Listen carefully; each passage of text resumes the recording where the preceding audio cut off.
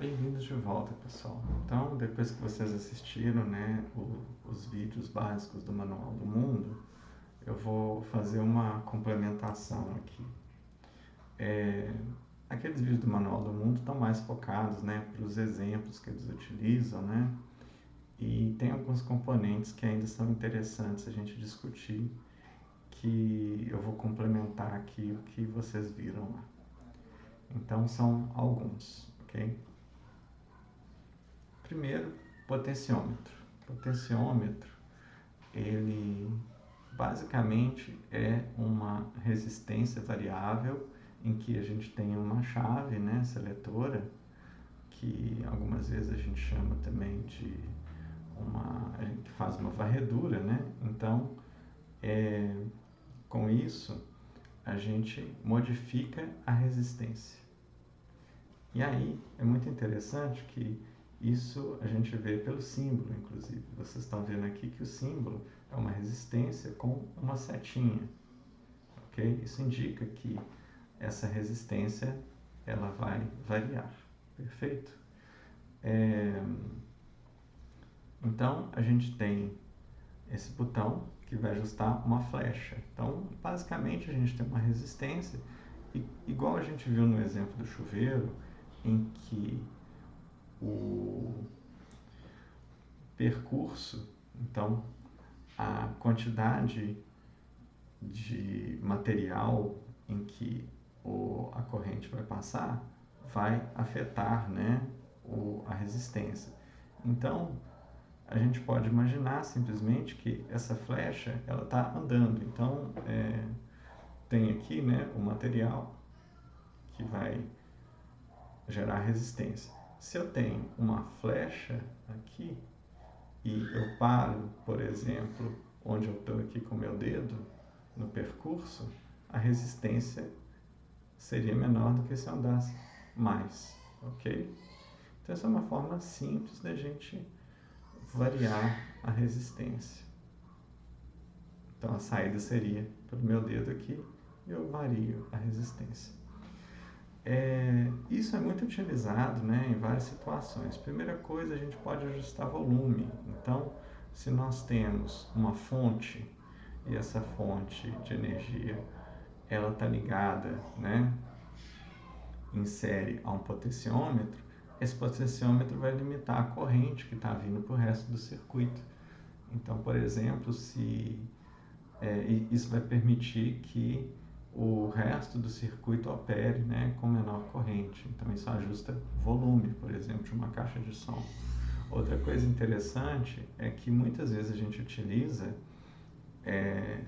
o potenciômetro como uma entrada de dados de forma analógica, porque ao mudar a corrente, né, quando a gente coloca o nosso circuito, né, pela equação que a gente tem, né, então V é igual a R dividido por I, a gente medindo, né, qual que é o efeito da resistência, né, a gente vai verificar que na outra ponta, em função da tensão que a gente chega do outro lado, né, ela variando, a gente pode medir qual que é a tensão e aí essa tensão ela serve como entrada. Por exemplo, se a gente tem um potenciômetro, o potenciômetro ele varia a tensão dentro de valores. Então, por exemplo, de 100 ohms a 1000 ohms.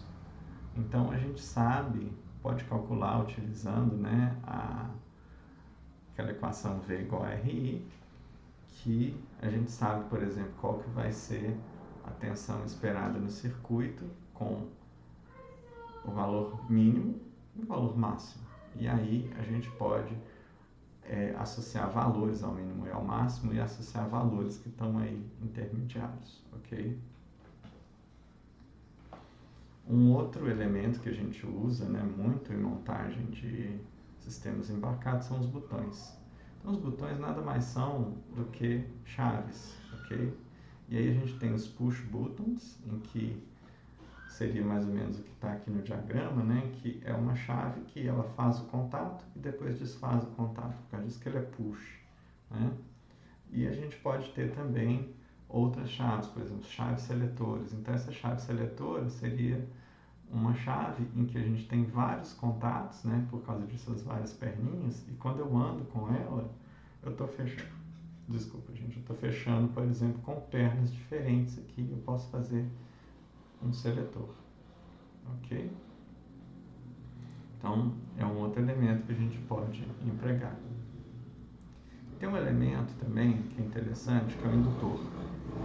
O indutor, como eu comentei, né, lá naquele vídeo sobre eletricidade, é uma outra grandeza importante quando a gente fala de eletricidade, né? Nós falamos no início de tensão, corrente e resistência. A última seria a indutância, ok? Que é importante também. A indutância, ela é relevante porque, igual ao capacitor, o indutor também ele armazena energia, ok?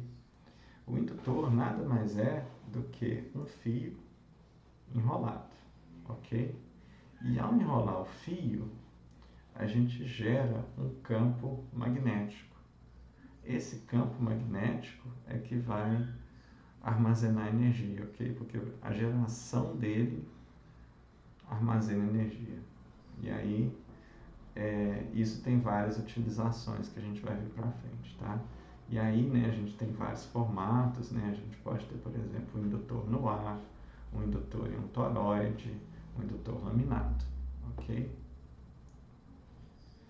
E aí, né, a nossa indutância vai ser em função aqui dessas grandezas, né? A seção transversal, comprimento, o fator aqui de permeabilidade do seu núcleo, né? Se é o ar, se é um plástico, o que for, e o número de voltas, ok?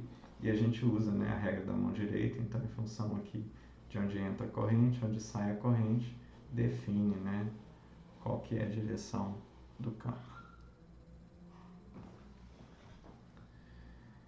E aí, né, tem várias utilizações para o indutor, né? Uma coisa interessante, por exemplo, é que ele se opõe a variações bruscas da corrente, então também é uma forma de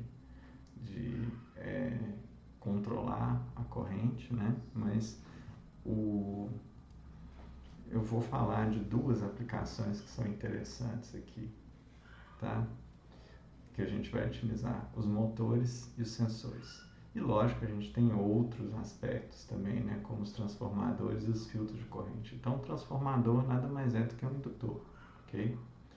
Os motores eles utilizam o indutor para poder gerar um campo magnético e esse campo magnético ele vai, né, girar o motor. Então, a gente sabe, né, vocês já devem ter aberto um motorzinho que a gente tem aqui ímãs que são colados no eixo e com indutores a gente gera um campo magnético que faz o motor girar. E a gente tem sensores. Então, um exemplo é o sensor de porta, né? Sensores que a gente compra no mercado. Um sensor de porta, o que é? É um ímã e um indutor.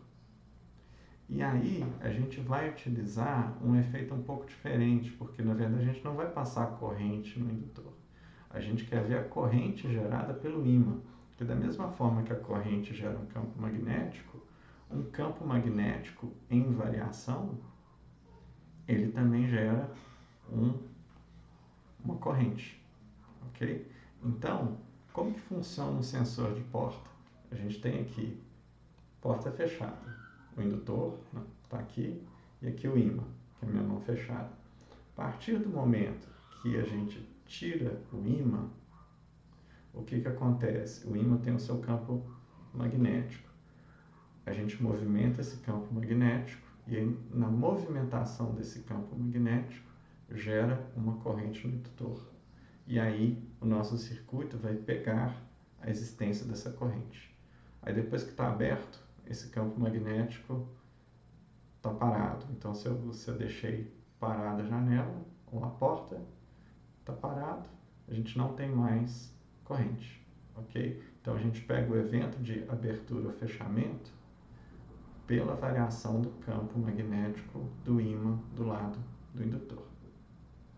Ok, gente? Então, isso é uma visão muito alto nível, tá?